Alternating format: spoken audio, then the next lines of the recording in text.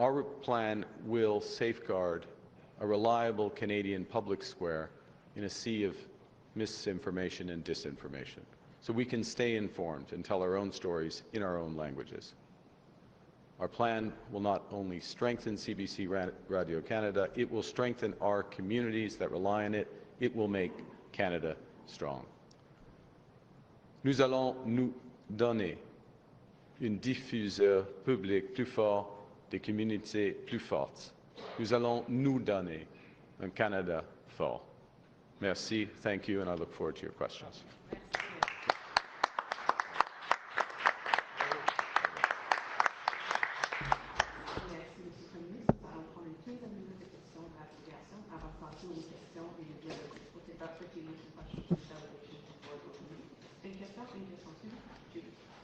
Judy Trin, CTV News.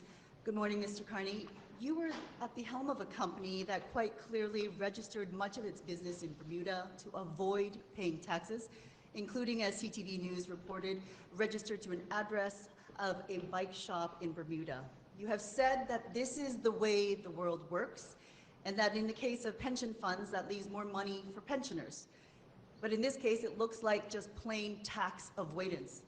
This may be a legal practice, and as you say, as the world works, but is it ethical, Mr. Carney? First off, I'm no longer at Brookfield. Secondly, this follows, their arrangements follow the rules, including the tax rules of this country, other countries. And thirdly, as you mentioned in your question, that the structure is organized so that Canadian pension funds can get the most benefit for those pensioners, which are teachers, retired first responders, and public servants. Thank you.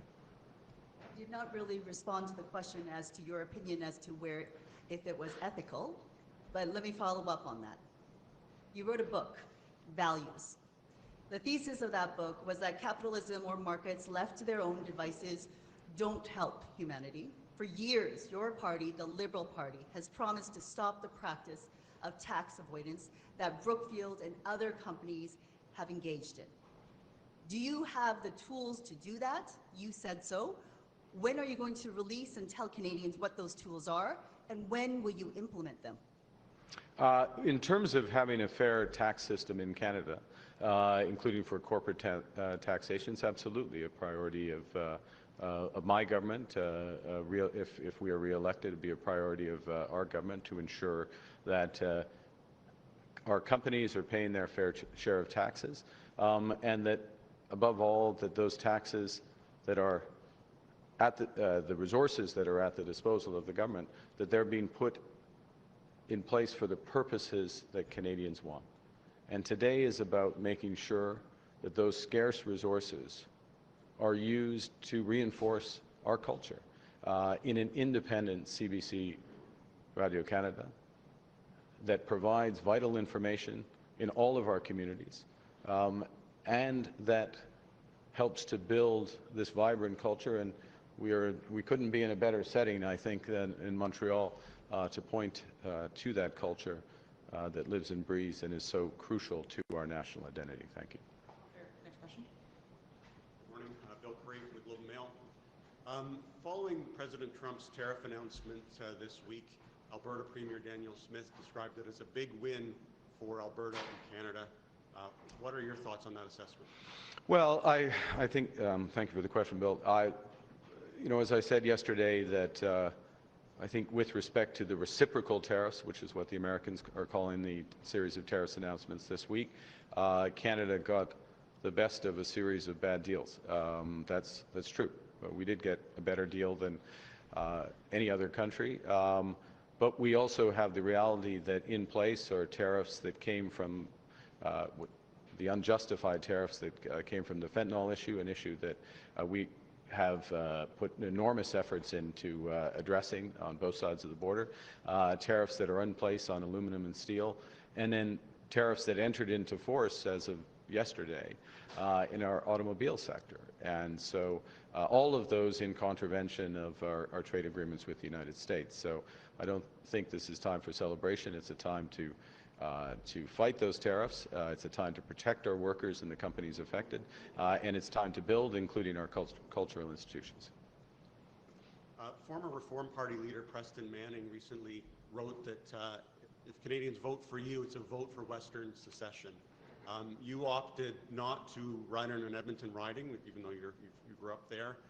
You have not yet campaigned west of Winnipeg. So what are your thoughts on Mr. Manning's comments, and what is your plan to address Western alienation concerns? Well, a couple of things. I, as you know, born in Northwest Territories, grew up in Alberta. I resolved to no one in terms of my understanding of the West, my connection to the West, and I'm part of a government that governs for all of the country and very much for the West. I think such dramatic comments are unhelpful at a time when Canadians are coming together, and that is the sense in the West as well. I would note the Leader of the Opposition encouraged greater unity. This is a time when we need to come together as a country. We are coming together as a country. What we're offering as the Liberal government is a positive plan, a plan of action that Canadians can rally behind, including in the West, and I look forward to seeing you out West, Bill, on Sunday. En français, en ce qui concerne les commentaires, well, d'être positif, c'est un moment de réunir, de s'unir comme Canadiens et Canadiens. Je viens de l'Ouest du Canada, j'ai grandi en Alberta, je connais bien l'Ouest, et notre gouvernement, c'est un gouvernement pour tout le Canada. Et nous avons un plan positif, un plan d'action, et c'est le moment pour les Canadiens et les Canadiennes d'être unis. Et on peut le faire avec un gouvernement libéral. C'est à vous. Oui. Bonjour, M. Carney, Bonjour. de Radio-Canada. Est-ce que vous croyez, je vais parler un peu plus fort, oui, est-ce que vous croyez que le Québec est une nation ou une société distincte, et quelle est la différence à vos yeux? Oui, le peuple québécois sont une nation au sein du Canada et au sein de l'identité canadienne. Et quelle est la différence entre les deux? C'était la deuxième partie. C'est l'idée le peuple québécois d'être une nation, comme le Parlement a proclamé il y a une quinzaine d'années, je crois. C'est pendant le gouvernement de M. Harper. Mais ça, c'est le corps d'identité québécois. La différence, c'est plus fort d'être une nation qu'une société. Ouais.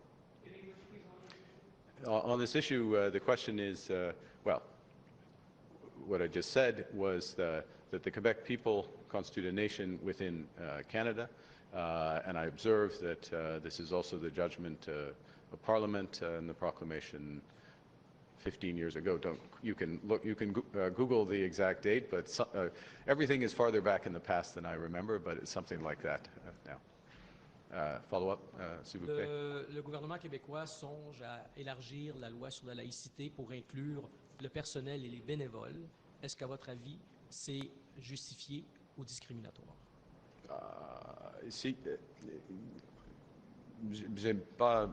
J'en ai pas une avis sur cela. Et la question pour moi, c'est plus la question qui pose sur la loi est plus de l'utilisation de la clause non-obstant dans une manière préemptoire. Mais je ne suis pas juriste. Alors, c'est une question pour l'école. OK? Next question. Morning, Mr. Carney. Morning. Canyon, CBC. The minister you moved off the heritage portfolio when you became Prime Minister had been suggesting to remove ads from the CBC completely in order to yes. private broadcasters get to that revenue. How can you justify giving CBC $150 million more while letting it continue to have ads?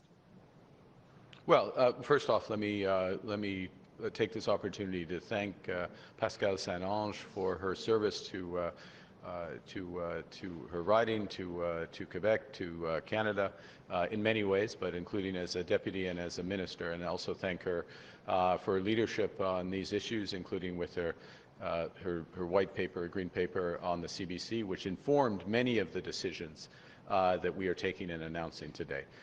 So this is a very deliberate process, and it's benefited from her work and work with Stephen, actually with all our colleagues in reflecting. To govern is to choose, and part of choosing is on funding models and ensuring that we have adequate funding for this enlarged mandate and this crucial mandate for CBC Radio-Can. In the judgment in the end that having the balance of some statutory funding and advertising, including during the news, is that's appropriate balance in terms of taxpayer dollars and competition. So it's an informed judgment that in many respects is financial. Thank you. En français, j'ai commencé par remercier Madame Saint-Onge et tout le travail qu'elle a fait pour le Canada, et y compris pour Radio-Can CBC avec un papier vert qui informe les décisions aujourd'hui, les initiatives aujourd'hui. En ce qui concerne les publicités, c'est plus une question de financement de l'institution. Et il faut décider, comme un gouvernement, on a une augmentation de financement public, mais on garde encore les publicités. OK, merci. Last night you did call Quebec a distinct society on Radio-Canada. You've mangled up Polytechnique and Concordia. You had that bad initial French name for the housing agency, which the Liberals changed within hours. Are you getting lousy advice about Quebec, or do you just not listen to your Quebec advice? Mon lieutenant du Québec, il est ici. Mes députés sont ici. I don't know, Stephen, am I getting lousy? Look, the question was asked a moment ago, and let's go to this issue of the Quebec is both a distinct society, and the Quebec people are distinct, a distinct nation within Canada. One does not negate the other. So I take issue with the premise of your question. Merci. We'll do last question from the delegation. Dernière question de la délégation. Bonjour, M. Carney, Hélène Moka de la presse canadienne. Puisque nous sommes au Québec, j'aimerais souligner que cette semaine, une motion a été adoptée à l'unanimité à l'Assemblée nationale pour s'opposer à votre volonté d'instaurer une économie canadienne au lieu de 13. Cette motion réitère la volonté du Québec de veiller à ses propres intérêts économiques, culturels, linguistiques. Est-ce que votre vision économique, votre vision globale du Canada peut nuire aux intérêts du Québec? Non. Merci pour votre question. Une réponse courte, c'est non.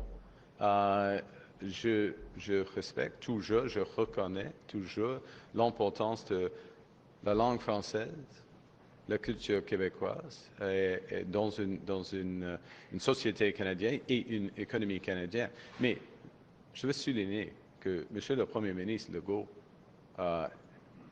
il est d'accord avec cette vision d'avoir une économie qui respecte l'identité québécoise, bien sûr.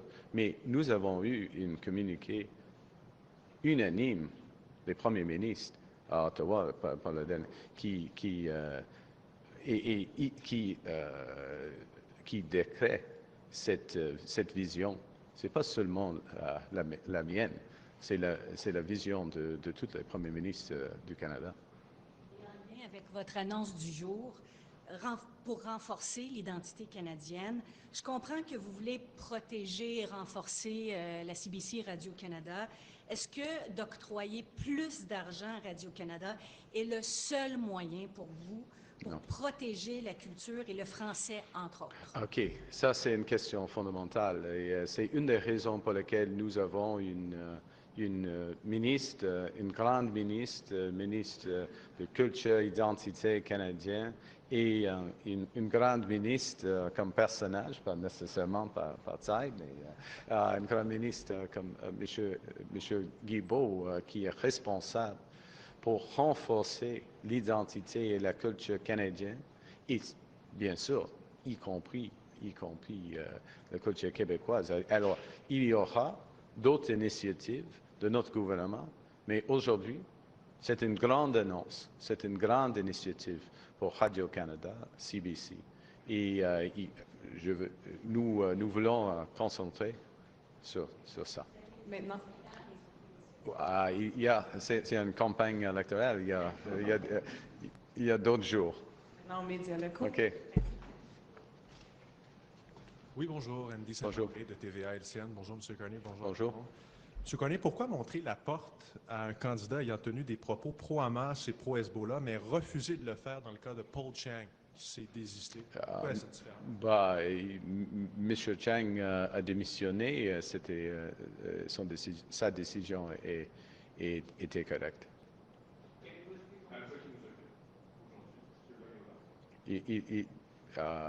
C'est fini pour lui. Yeah. Well, he asked me one and the other, and I said that with respect to Mr. Chang, he's resigned. That was the correct decision, and Mr. Loyola is no longer a candidate. Denis Ledroit, bonjour, je vais renchérir. C'est une question locale. Oui. Pas exact. C'est pas exact. Le processus de sélection des candidats finalement est assez robuste au Parti libéral. En général, oui. Mais s'il y a un problème, il faut le régler et nous l'avons fait. Au port de Montréal, l'année dernière, le gouvernement Trudeau a demandé 4 fois au Conseil canadien des relations industrielles d'ordonner un retour au travail, notamment pour régler le conflit qui avait lieu ici au port de Montréal. Les syndicats jugent qu'on les prive de leur droit de négociation. Est-ce qu'un gouvernement Carney interviendrait dans les conflits de travail? Évidemment, notre préférence est non. Nous avons beaucoup de respect pour les syndicats et le processus de négociation. Mais alors, il faut trouver une manière d'avoir des corridors de commerce, et, y compris les relations industrielles avec les travailleurs qui fonctionnent bien pour les travailleurs. On a une dernière question. Last question, please. Thank you. Hi, Amelia Fournier from La Converse. Montreal is a cultural capital. It's also a renter's capital in Canada. It's getting harder for artists to survive out here. New builds actually have higher vacancy rates than older buildings because their starting rents are much higher. And my rent can go up to a minimum of $100 a month this year with the new housing tribunal regulations. Yeah. So I'm wondering, beyond building more housing, what the Liberals' plan is to protect tenants in Canada and make living here actually affordable. Well, I want to underscore, I know that's part of what you don't want me to talk to, but we are not going to solve these issues in Montreal, across Quebec, across the country, the very real challenges that you're raising, unless we build a ton of more housing, to use a technical term, but literally to double the amount of housing. And part of what we're doing is going exactly to the challenge that you're facing, because in effect, government, including the federal government, got out of the business of building affordable homes. We got out of the business, and we have to get back in the business in several ways. Part of it is as a catalyzer of building affordable homes, but also providing clarity about the scale of building that's going to happen and the type of building that can happen, so we can build those homes much cheaper. So just to be specific, we're looking to double the amount of homes. We are putting in tens of billions of dollars to finance the building of that. We are changing the regulations and the specificities of those homes to catalyze prefabricated modular mass timber homes, better for the environment, but 20 to 25% cheaper in terms of delivery of home. And all of that will help shift the balance, not overnight, I understand, not overnight, but in a way that's going to make a true difference.